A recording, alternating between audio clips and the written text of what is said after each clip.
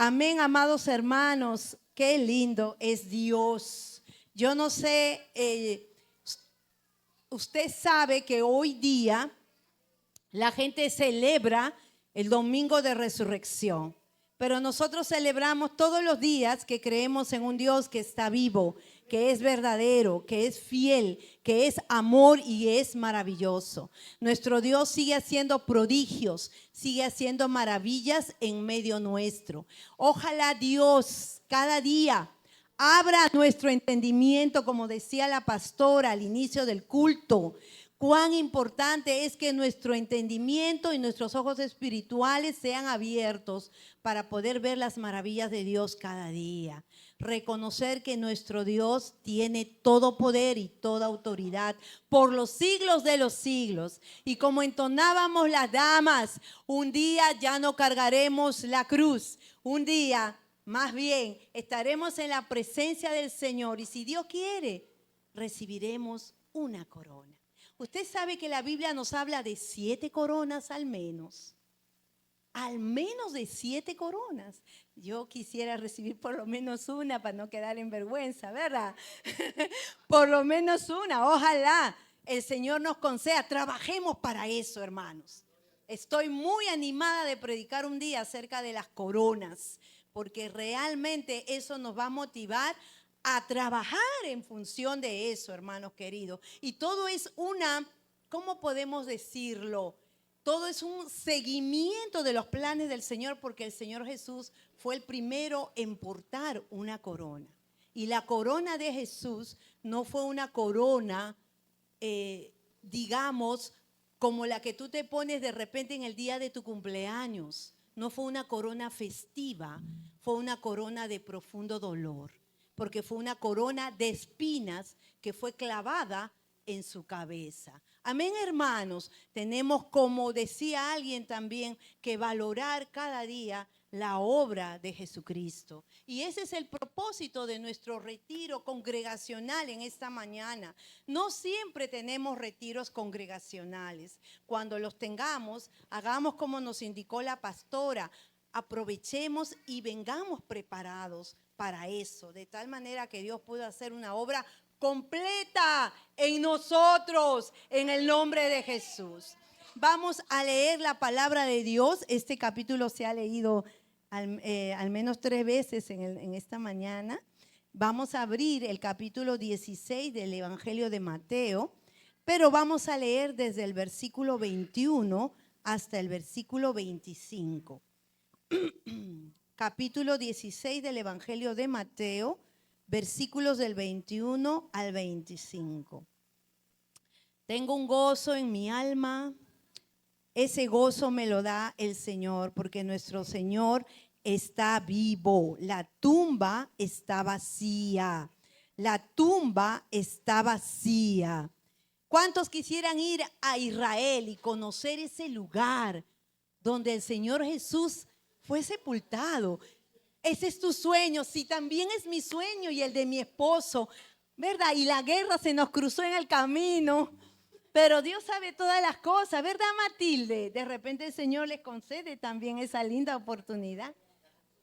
Ya conocemos, sí, ya conocemos Israel, ya por lo menos, ¿verdad? Está buena esa. Muy bien, Abelito está muy activo, muy bien. Arileida, ya tú lo tienes ahí, a punta de arroz con leche. Muy bien. Muy bien, entonces aquí vamos, capítulo 16 del Evangelio de Mateo, del 21 al 25. Dice así la palabra del Señor con la ayuda del Espíritu Santo.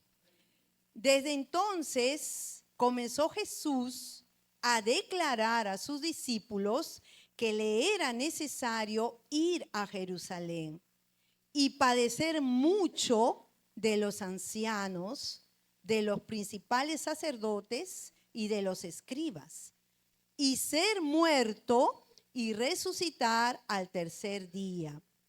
Entonces Pedro, tomándolo aparte, comenzó a reconvenirle, diciendo: Señor, ten compasión de ti, en ninguna manera esto te acontezca. Pero él, volviéndose, dijo a Pedro: Quítate de delante de mí, Satanás, me eres tropiezo, porque no pones la mira en las cosas de Dios, sino en las de los hombres. Entonces Jesús dijo a sus discípulos: si alguno quiere venir en pos de mí, niéguese a sí mismo y tome su cruz y sígame. Porque todo el que quiera salvar su vida la perderá, y todo el que pierda su vida por causa de mí la hallará. Gracias, Padre amado, por tu palabra. Tus palabras son maravillosas. Tus palabras son las únicas que nosotros necesitamos retener en nuestro corazón para experimentar una transformación de vida, de pensamiento, de espíritu. Así que te damos gracias por tu palabra. Bendícenos a través de ella en el nombre de Jesús. Amén. A mí me tocaba hacer un pequeño repaso de la clase qué es ser un discípulo de Cristo y en segundo lugar, qué es tomar la cruz de Cristo. En la parte del repaso me gustaría mencionar lo siguiente, cuando hablamos qué es un discípulo de Jesucristo. Decíamos en aquella oportunidad que al Señor Jesús lo seguían durante su peregrinaje en la tierra multitudes de personas, multitudes. Imagínese usted un estadio lleno donde esté jugando los dos equipos más importantes del mundo en cuestión de fútbol. Allí está Brasil y Argentina, eso es multitudinario.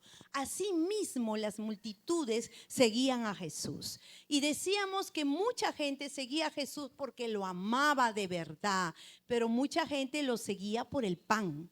¿Verdad, hermano Dionisio? Por lo que podían conseguir de Jesús, fuera el pan o fuera una sanidad. Pero de esas multitudes, la palabra señala que había un grupo de gente.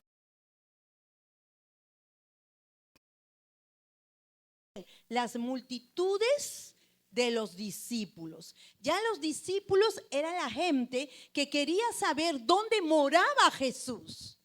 Decíamos ese día que cuando en la cultura hebrea le preguntabas a alguien, ¿dónde es que tú vives? ¿Dónde vives, Arielito? ¿Dónde vives?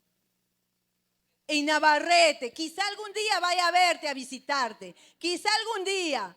Pero en la cultura israelita, cuando tú le preguntabas a alguien dónde moraba o dónde vivía, era porque tú mostrabas un decidido interés de conocer el lugar donde esa persona vivía.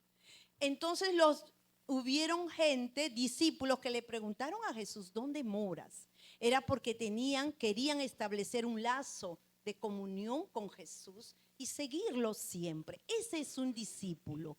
Un discípulo es aquel que no se conforma solamente con seguir a Jesús de lejos, sino quiere estar con Él, quiere imitar a Jesús, quiere imitar a su maestro. Y nosotros, los que hemos creído en Jesucristo, necesitamos subir nuestro nivel y pasar del nivel 1, decíamos, de ser solamente seguidores, al nivel de ser discípulos de Jesucristo. ¿Cuántos dicen amén? ¿Cuántos discípulos de Cristo hay en esta mañana? Yo lo voy a preguntar, usted sabrá. Usted sabe cuando usted es verdaderamente un discípulo de Cristo. El que es discípulo de Jesús lo va a amar. Va a querer pensar como piensa Jesús. Va a querer actuar como actúa Jesús. Va a querer hacer las cosas que Jesús hacía.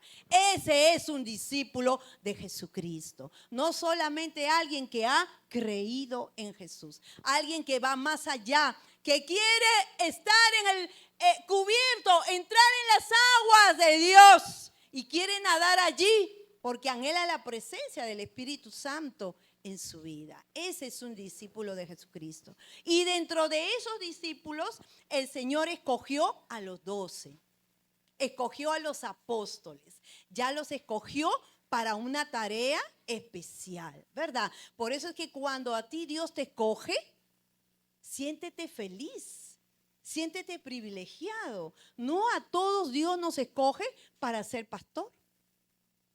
No a todos Dios escoge para ser un evangelista, para ser un maestro, ¿verdad? Para ser un misionero. Cuando Dios te escoja para una tarea especial, siéntete feliz, dale gracias a Dios, que no sea una carga, que sea un gozo espiritual en tu vida. Amén, hermanos, porque el discípulo de Cristo sabe que su tarea aquí en la tierra es continuar la tarea de Jesús. Usted y yo estamos aquí porque Jesús fue obediente hasta la muerte. Fue obediente y llegó a la cruz. Y gracias a su obediencia es que usted y yo estamos aquí en esta mañana. Porque un día creímos en ese sacrificio y recibimos esa salvación tan grande en nuestro corazón. Ojalá que todos los que estamos aquí seamos como la buena tierra. Que cuando la palabra de Dios caiga en nuestra vida, seamos capaces de retenerla, atesorarla con un corazón bueno y un corazón recto delante de Dios. Eso es lo que necesita este mundo. Gente con corazón bueno y recto, que ame a Dios sobre todas las cosas en el nombre de Jesús. En esta mañana, entonces, ahora vamos a la segunda parte, que es tomar la cruz de Cristo. Realmente hablar de este tema es muy conmovedor cuando uno puede meditar en todo lo que Jesús hizo por nosotros. Cuando nosotros leemos el contexto de esta declaración que Jesús le hace a sus discípulos en el verso 24 del capítulo 16, era un momento en el cual ya Jesús se estaba preparando para ir a Jerusalén. Ya Jesús sabía lo que venía. Ya Jesús sabía que tenía que prepararse y le estaba comenzando a hablar y a darle las últimas instrucciones a aquellos que eran sus más cercanos. ¿Quiénes eran? Sus discípulos, ¿verdad? Excelente. Entonces, dice el verso 21, desde entonces, porque ya Jesús sabía hacia dónde se estaba comenzando a dirigir su vida, su camino, su último año, el año de la pasión. Entonces comenzó a declarar a sus discípulos que le era necesario ir a Jerusalén y padecer mucho de los ancianos, de los principales sacerdotes y escribas, y ser muerto y resucitar al tercer día. Yo no sé en qué ritmo de velocidad el Señor Jesús le explicaba esto a los discípulos. Porque cuando usted lee los evangelios, a veces pareciera que los discípulos se quedaban absortos o perplejos o sin entender a plenitud lo que Jesús les estaba hablando, ¿no? Quizás a veces se olvidaban de las promesas o de las profecías que ya habían sido escritas de Jesús, ¿verdad? En el Antiguo Testamento. Ellos tenían que tener claramente en su corazón que Jesús era el Mesías, era el ungido, era el Cristo de Dios. Y por lo tanto su destino era la muerte, ¿no? A veces a nosotros nos cuesta entender que la muerte es parte del ciclo de la vida. Y a veces nos sentimos aterrados cuando tan solo pensamos en la muerte. El Señor Jesús, en cambio, con otra visión, sabiendo que era necesario morir. ¿Usted se da cuenta qué diferencia hay entre saber que todos vamos a morir y que sea necesario morir? ¿Hay una diferencia o es lo mismo? No es lo mismo. No es lo mismo, porque cuando decimos que es necesario que yo muera, que experimente la muerte, es porque el Señor Jesús sabía que había un propósito detrás de su muerte. Mucha gente muere en el mundo sin haber cumplido su propósito en la tierra. Muchas veces la gente muere estrepitosamente y su propósito no se cumplió, ¿verdad? Porque no estuvieron conectados con aquel que lo creó, con el que vive para siempre. Amén. Entonces, escuchen esto. Miren, hermanos, esto es bien poderoso.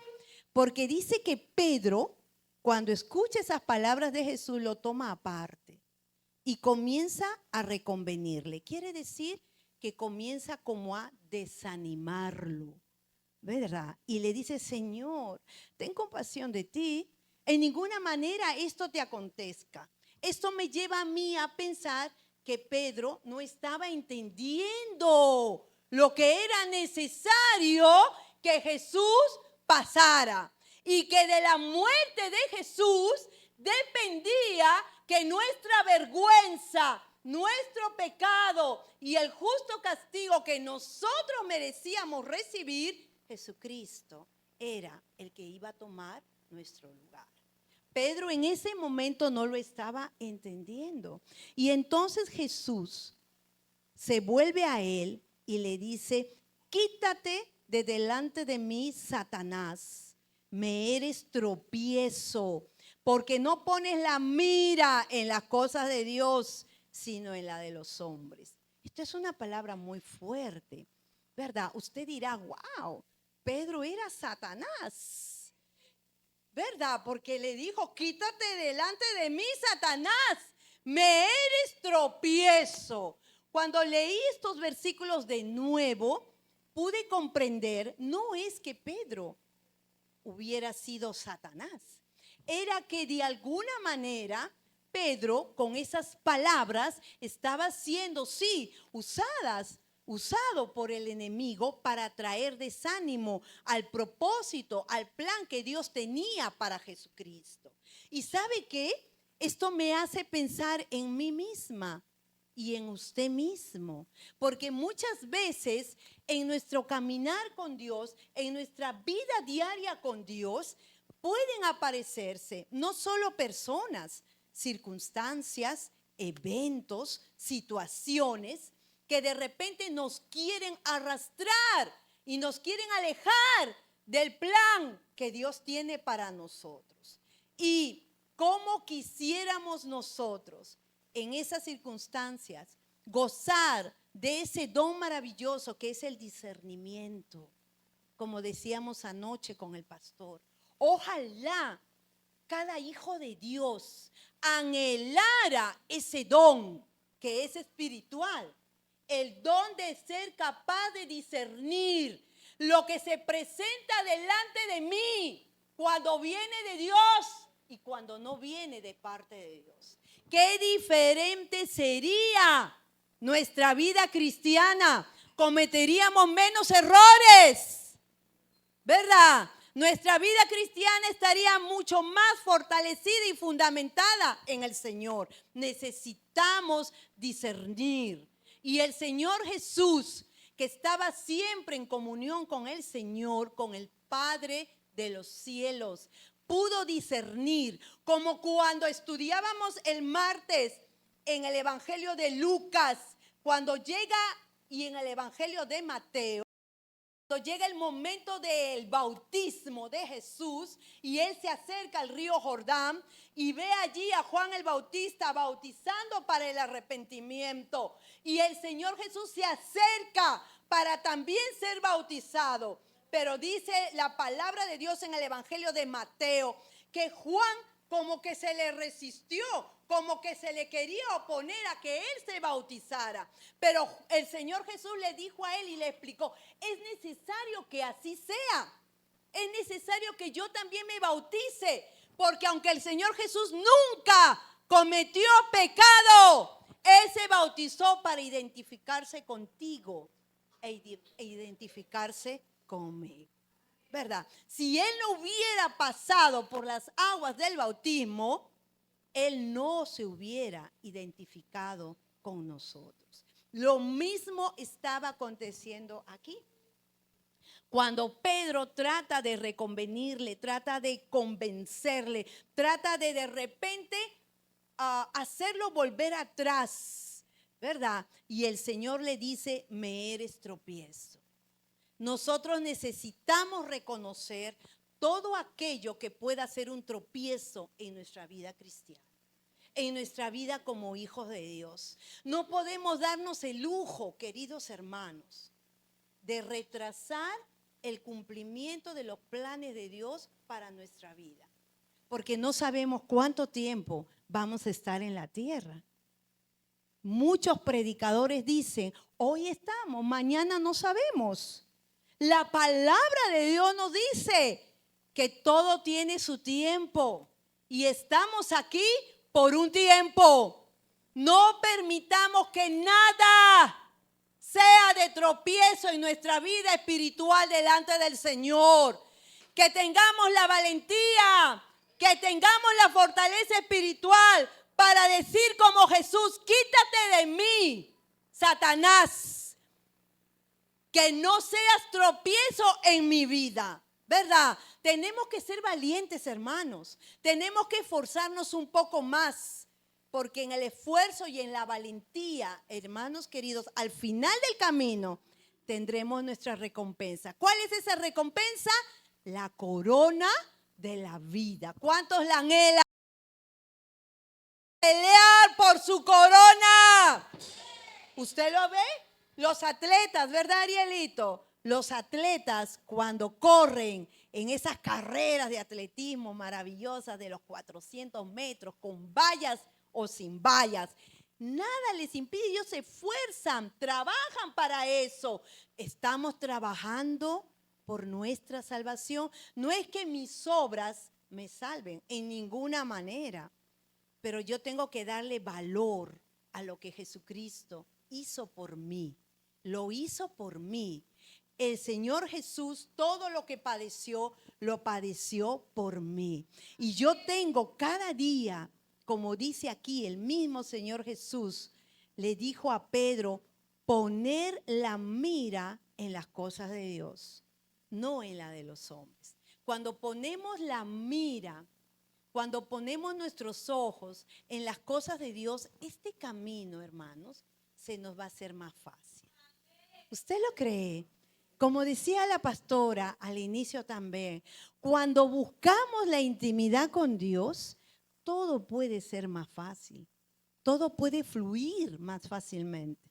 Pero si nos descuidamos, vamos a tener que pagar las consecuencias de nuestro descuido. Por eso el Señor dice, pon la mira en las cosas de Dios. Entonces allí Jesús da esta declaración maravillosa y le dice a los discípulos, si alguno quiere venir en pos de mí, tiene que hacer lo siguiente.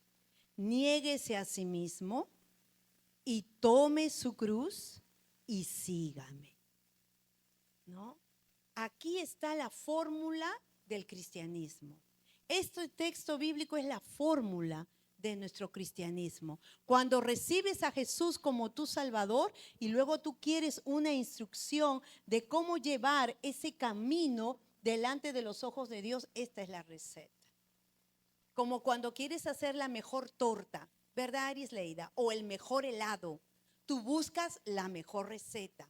Esta es la instrucción que deberíamos nosotros escribirla, no solo en la tabla de nuestros corazones, deberíamos escribirla en una hoja y deberíamos pegarla en el dintel de la puerta de nuestra habitación o en el espejo del baño y decirme a mí misma, para venir en pos de Jesús, para ser como Jesús, para andar como Jesús, existen 3 cosas que tengo que hacer.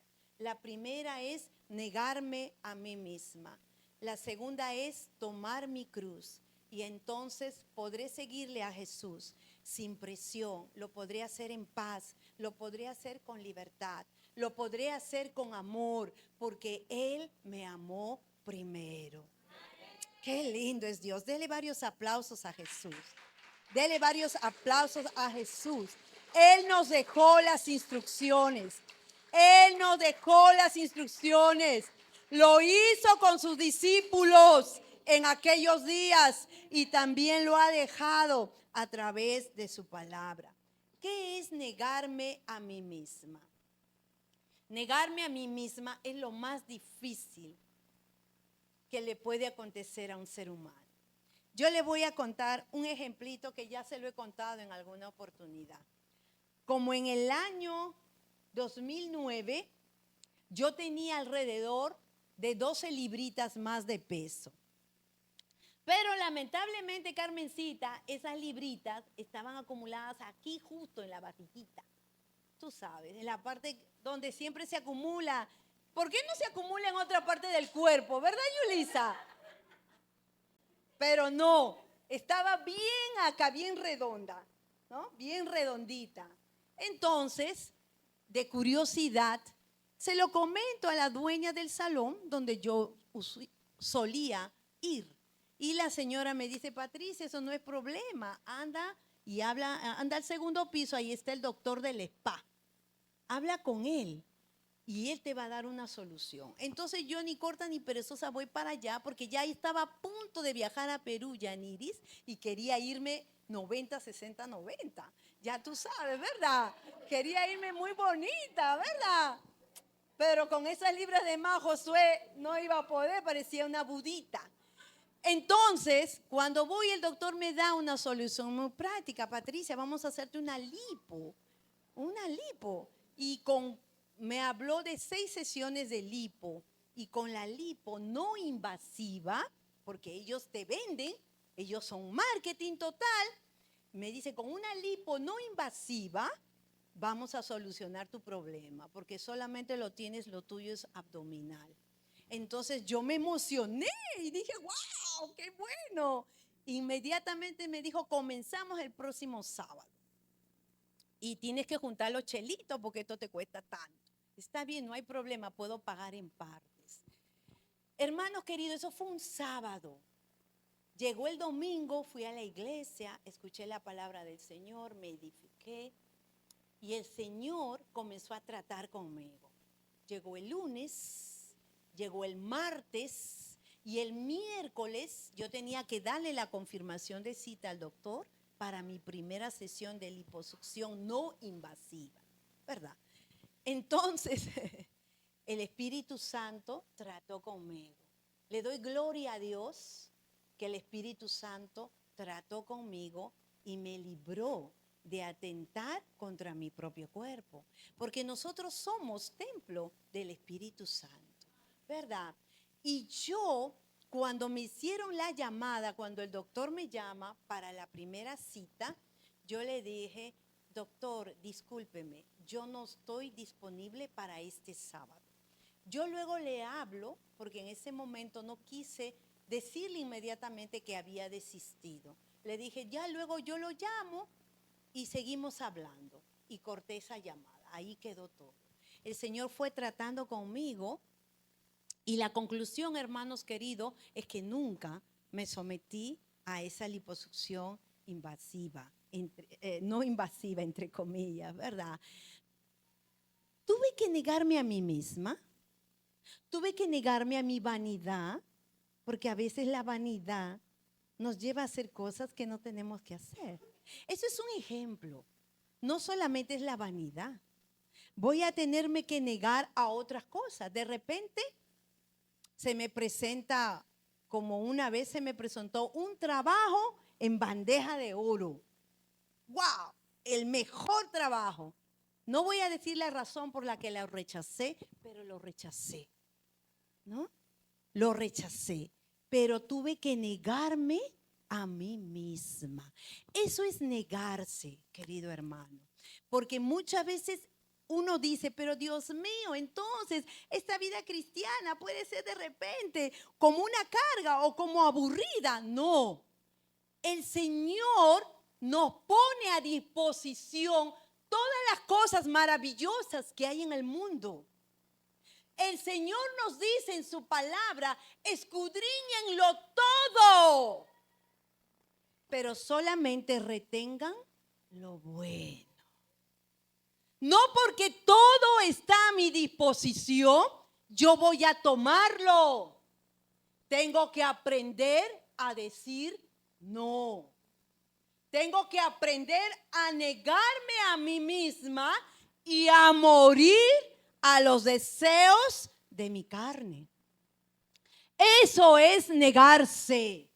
Por Cristo, usted y yo vamos a tener que aprender con la ayuda del Espíritu Santo a decirle no al pecado, a decirle no a la maldad, a decirle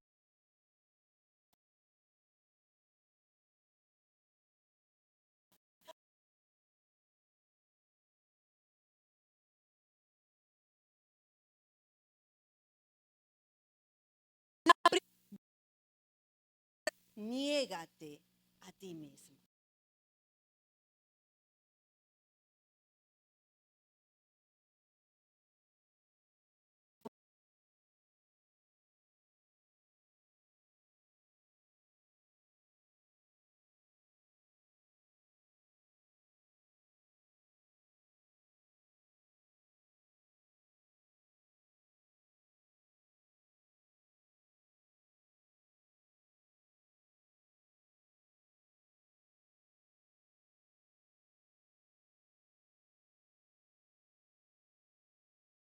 Sé a buscar de mi Dios corazón y a entender que mi Dios es santo, comencé a decirle no a muchas cosas. Y qué maravilloso era cuando podía decirle ahora no, me invitaban de repente.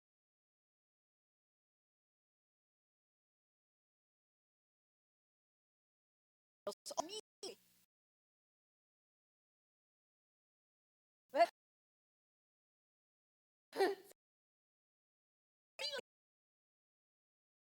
Tenía que por amor al Señor comenzar a decirle,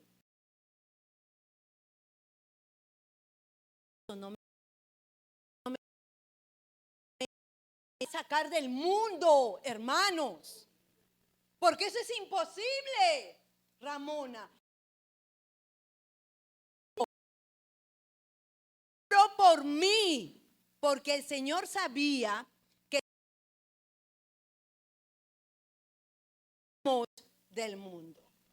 Eso es lo que usted y yo necesitamos entender hoy más que nunca. Estamos en este mundo lleno de pasiones y deseos, lleno de muchas cosas que son atractivas para mí. Yo tengo que pensar que Jesús fue tentado primero. Antes de todas las tentaciones que yo he pasado, Jesús ya fue tentado también. Pero ¿cuál fue la gran diferencia entre Jesús y nosotros? Que él nunca pecó. Él nunca pecó. Cuando tuvo hambre y el enemigo para convertir las piedras en pan, ¿qué dijo el Señor? No solo de pan vivirá el hombre. Cuando el Señor Jesús fue tentado por Satanás y fue llevado al pináculo del templo, fue al monte alto y le mostraron todos los reinos y Satanás le dijo, todo esto te daré si postrado me adorares. Pero ¿qué dijo Jesús? Al Señor tu Dios adorarás y solamente a Él le servirás. Hermanos queridos, ni usted ni yo, mientras estemos en este mundo, estaremos libres de las tentaciones. Ni usted ni yo. Pero cuando usted está unido a Cristo, ¿quién le puso estar unidos a Cristo? Creo que fue el pastor. Estar unidos. Cuando estamos unidos a todo esto tiene una secuencia, porque usted dirá, ¿cómo que yo venzo la tentación?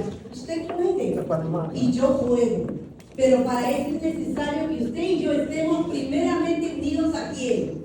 A mi esposo, a mi vecino, a mi mejor amiga.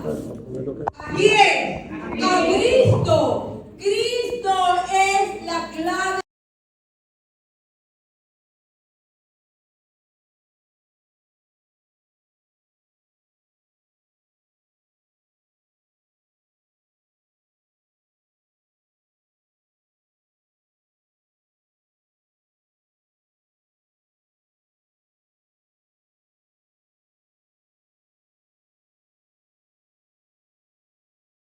Podremos estar o vivir en pos de Jesús si primeramente no nos negamos a nosotros mismos, queridos hermanos. Si primeramente, como decía mi hermano Josué, cuando habló de Cristo en nosotros, no nos crucificamos juntamente con Jesucristo.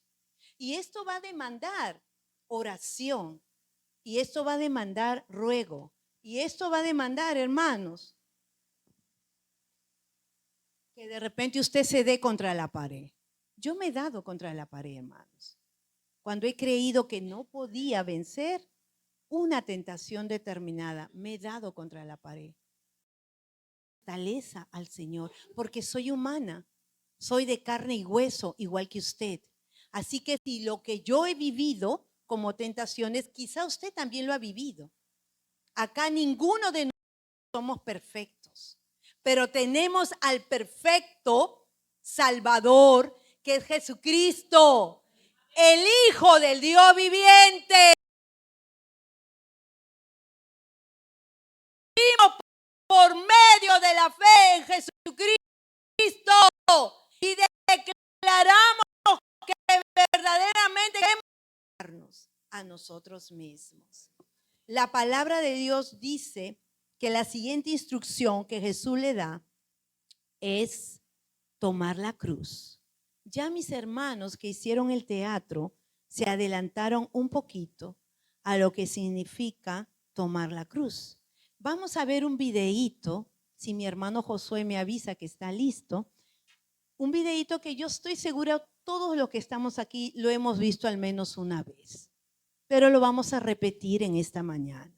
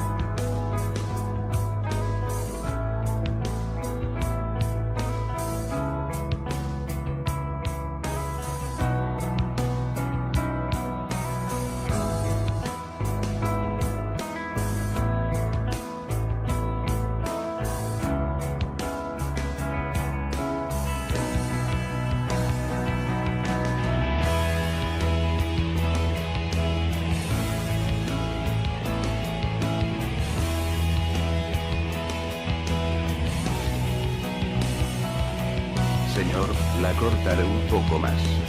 Así será más fácil de cargar.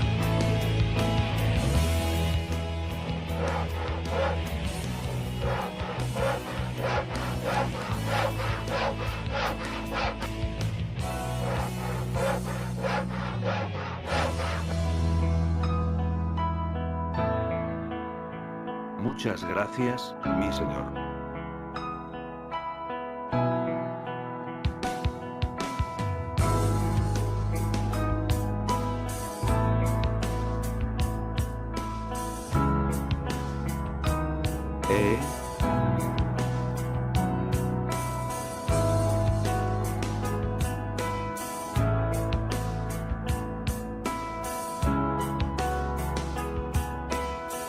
Dirigen sus cruces como puente para cruzar.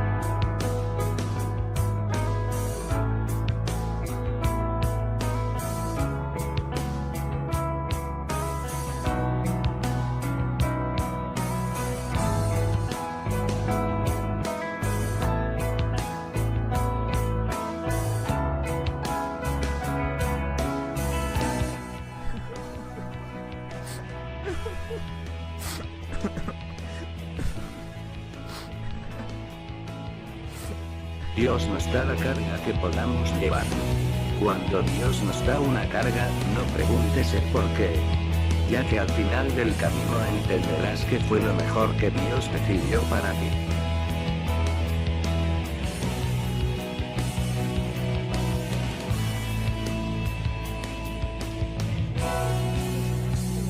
No necesita mucha explicación, ¿verdad?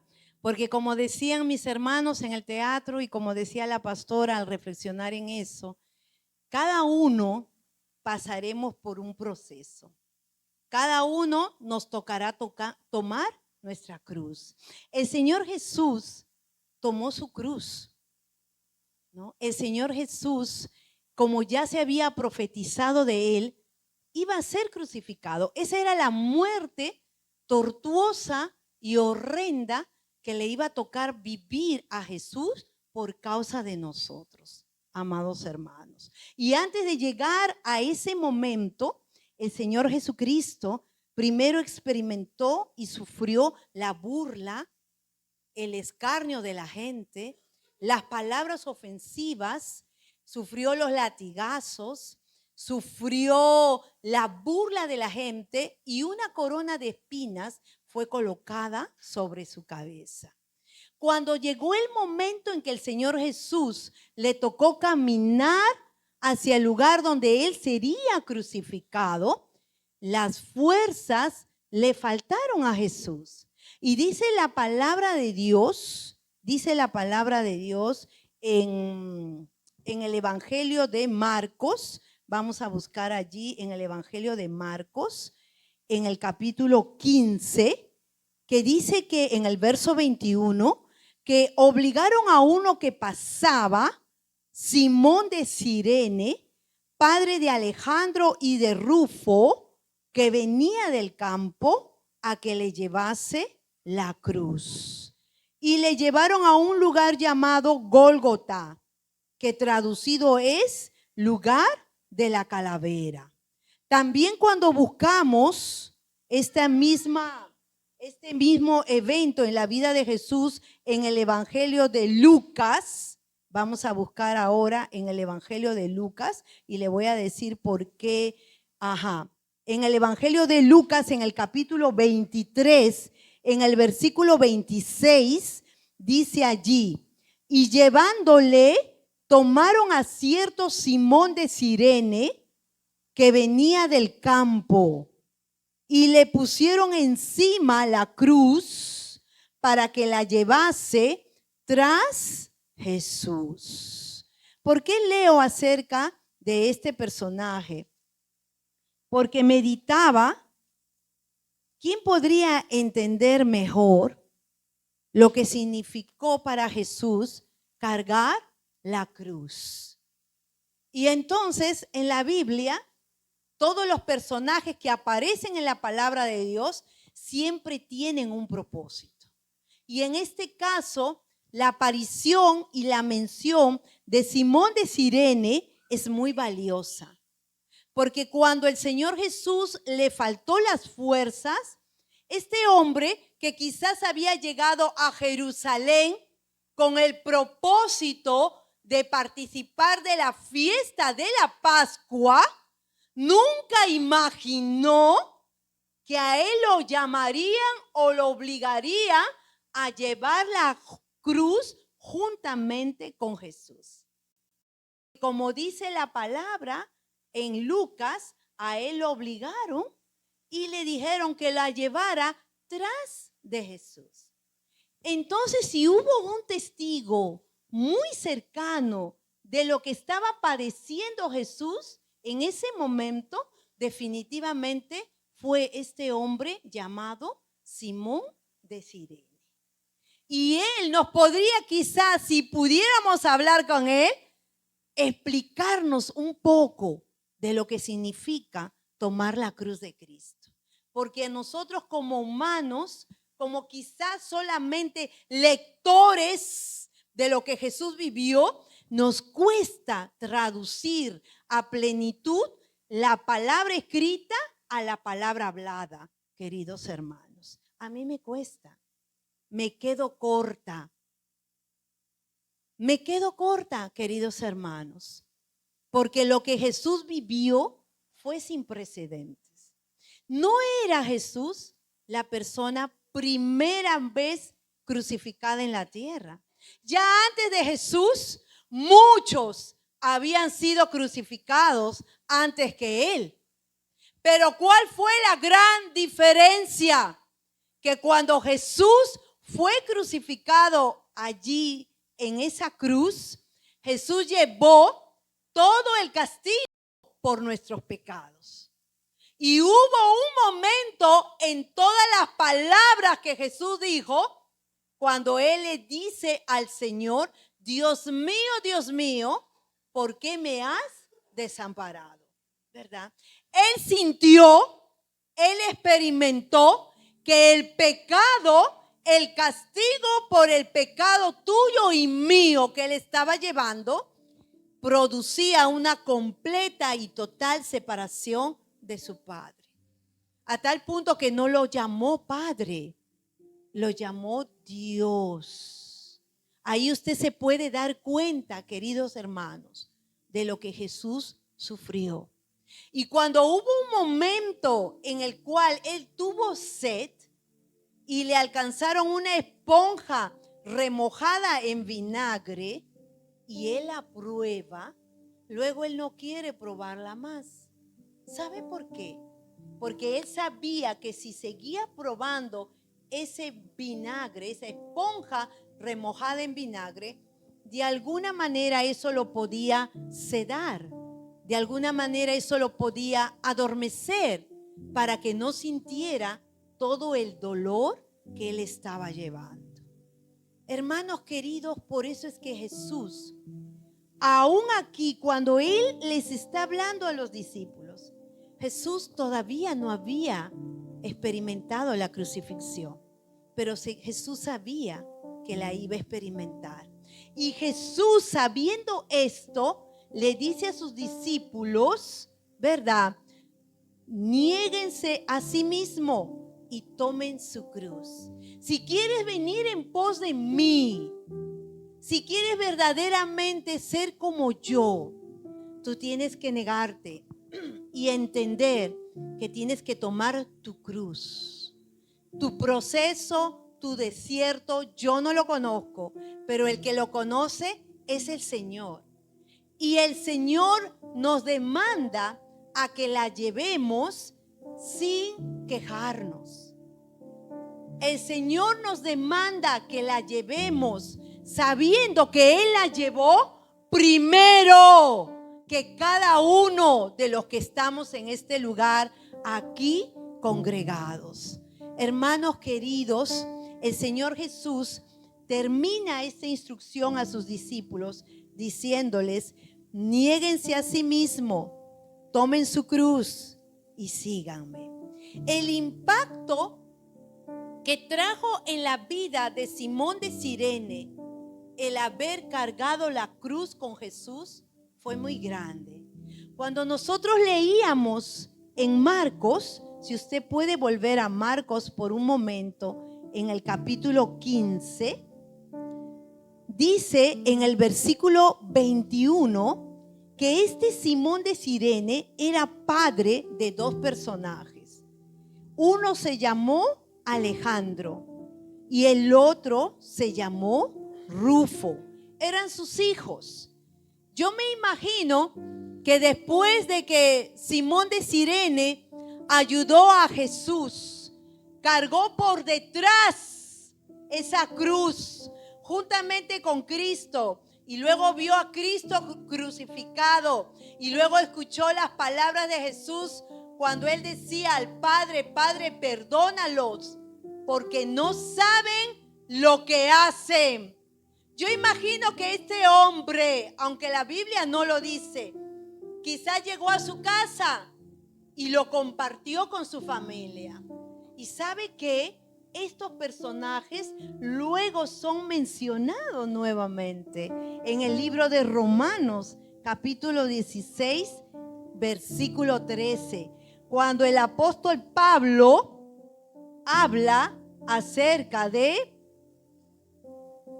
miren ustedes, en el 16:13 le dice él, saludando, haciendo los saludos personales, le da un saludo a Rufo, escogido en el Señor, y a su madre y mía, dice el apóstol Pablo. Quiere decir, queridos hermanos, esto es maravilloso. El hecho de que Simón de Cirene fuera escogido, ¿no? Fuera elegido allí entre la multitud para llevar tras de Jesús la cruz, tuvo un impacto tal en su vida personal que alcanzó a su propia familia. Por eso es que luego se menciona a su hijo Rufo. Eso significa, queridos hermanos, que para nosotros, los cristianos, los creyentes, ¿no? Negarnos a nosotros mismos va a tener un impacto en la gente que nos rodea. Tomar nuestra cruz va a tener un impacto en la gente que nos rodea, porque van a ver que lo vamos a hacer con fe, porque el que nos guía a hacerlo lo hizo primero que nosotros mismos, amados hermanos. En esa cruz el Señor Jesús lo dejó todo. Lo dejó todo, lo entregó todo, hasta su última gota de sangre. Pero muchas veces nosotros, hermanos queridos, estamos actuando como actuaron los soldados que se burlaron de él, como actuó la multitud que pedía y gritaba que lo crucificaran. Se olvidaron de los milagros, se olvidaron del pan, se olvidaron de la palabra que Jesús les había dado, se olvidaron de todo. ¿Qué antepusieron? ¿Se negaron a sí mismos? No se negaron a sí mismos, hermanos. En este tiempo, lo que más necesitamos como cristianos es aprender el principio de la negación. Aprender el principio de tomar nuestra cruz cada día y de seguir a Jesús incondicionalmente. Creo firmemente que así lo hizo Simón de Cirene y que impactó tanto que luego el apóstol Pablo saluda a uno de sus hijos y saluda a la madre de sus hijos.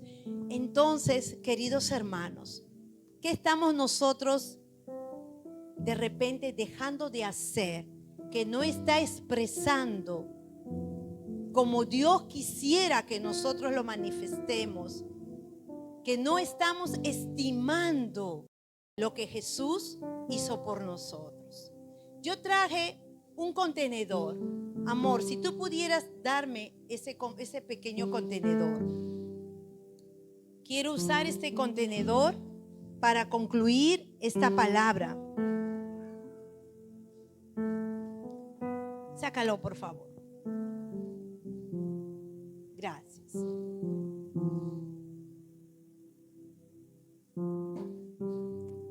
El apóstol Pablo, en el libro de Filipenses, Efesios, Filipenses, en el capítulo 3, en el capítulo 3, en el versículo 8, el apóstol Pablo dijo lo siguiente: y ciertamente aún estimo todas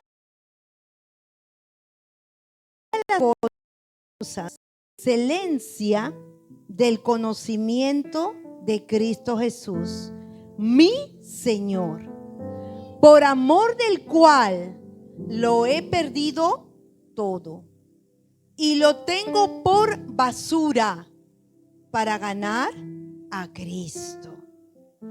Por amor del cual lo he perdido todo y lo tengo por basura para ganar a Cristo. Yo traje ese tacho de basura, ese zafacón, como le decimos aquí en Dominicana, donde nosotros botamos todo lo que no sirve, ¿verdad? Todos tenemos un zafacón en la cocina, en la habitación, en el baño, en nuestro centro de trabajo, en nuestro centro de estudio. Allí botamos todo lo que no sirve. El apóstol Pablo, ¿por qué lo botamos? Porque es basura, no sirve. La basura es todo aquello que no sirve, que no es de utilidad para los propósitos que nos toque hacer. El apóstol Pablo decía que él lo había perdido todo y lo tenía por basura, con tal de ganar a Cristo. Él botó la ira y el enojo de su vida. Él se deshizo de toda clase de borrachera. Él se deshizo de toda clase toda clase de contienda, de toda clase de ira, de toda clase de celo, de toda clase de pleito, de toda clase de enemistad, de hechicería, idolatría, lascivia, inmundicia, fornicación, adulterio, impureza. Y usted podría llenar este papelito con muchas cosas. El apóstol Pablo declaró: todo lo estimo por basura con tal de ganar a Cristo. Cuando usted y yo valoramos lo que Jesús hizo por nosotros, usted podrá abrir un tacho de basura espiritualmente hablando. Podrá botar todo aquello que es una carga en su vida, que no nos está impidiendo llegar a esa cruz. Cargarla atrás de Jesús, como lo hizo Simón de Sirene. Yo imagino que ningún ser humano en esta tierra vio el dolor de Jesús en su rostro como lo vio de cerca Simón de Sirene. Él vio su sangre corriendo en su rostro. Quizá pudo ver los resultados de las heridas, de los latigazos en su espalda. Quizás Simón de Sirene decía: ¿cómo es que él podía mantenerse en silencio como lo hacía Jocelina en el drama? Nadie expectó el dolor tan cerca de Jesús como este hombre, Simón de Sirene, del cual se habla muy poquito en la Biblia, pero se habla lo necesario para que usted y yo podamos comprender qué significa negarme a mí mismo, qué significa tomar la cruz. Y tomar la cruz va a significar que de repente a usted lo desprecien, que sus mejores amigos le den la espalda, que la familia que usted ama tanto se burle de usted, como se burlaron en algún momento los hermanos de Jesús, que no creían en él.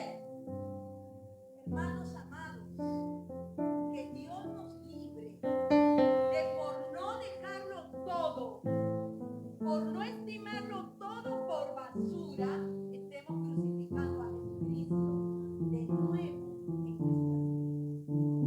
Pero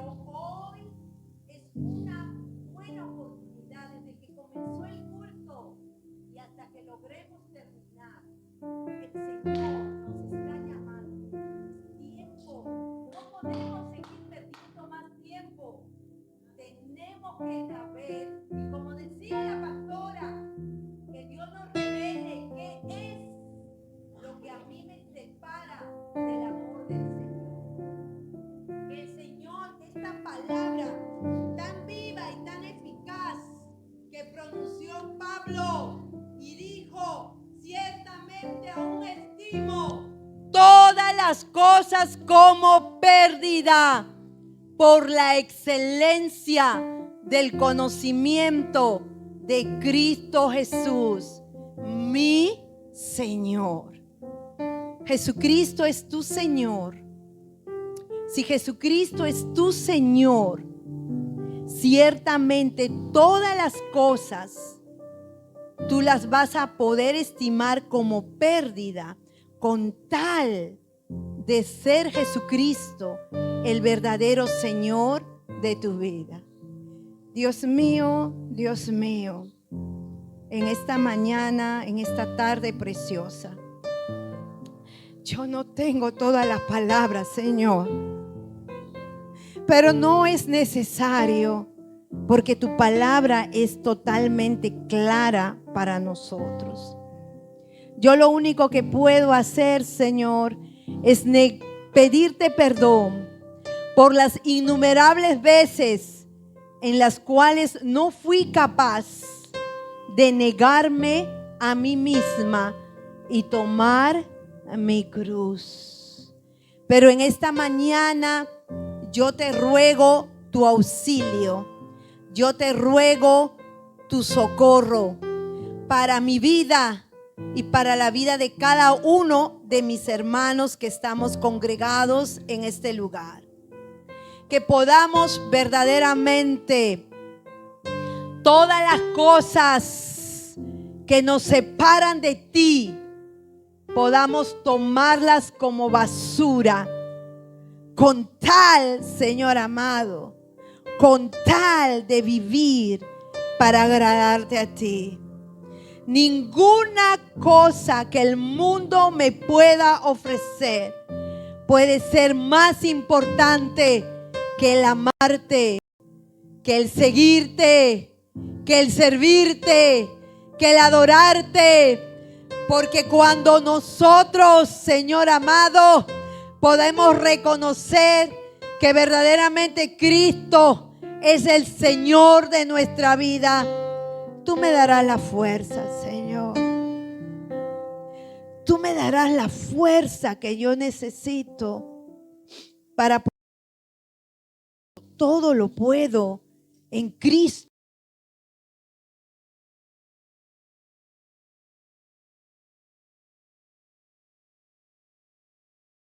que me fortalece. Puedo ser una hora. Poder en medio estás conmigo.